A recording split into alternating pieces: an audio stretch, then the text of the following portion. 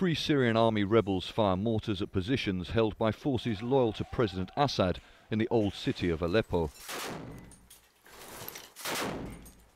The fighters say the attack is in response to a regime offensive against rebels in Homs and Damascus.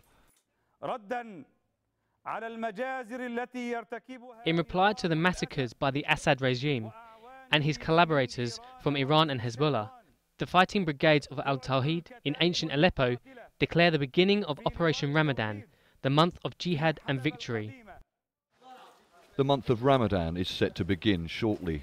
It's a time for fasting and contemplation for Muslims around the world.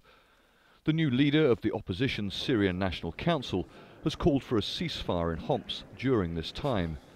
But fighting there has been increasingly intense over recent days, and there are fears about many trapped civilians. Activists say there is an urgent need for humanitarian and medical aid, but there are no safe roads for supplies to be brought in.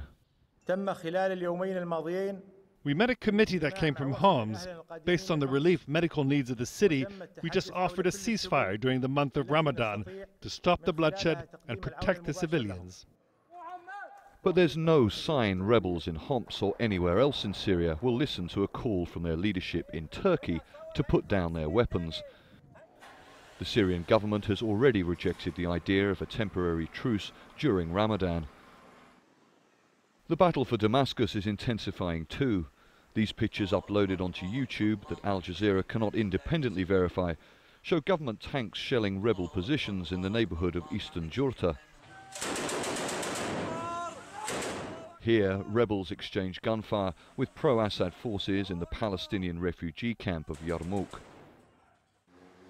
In Aleppo, these FSA rebels have promised to increase their attacks against government forces over the next 4 weeks.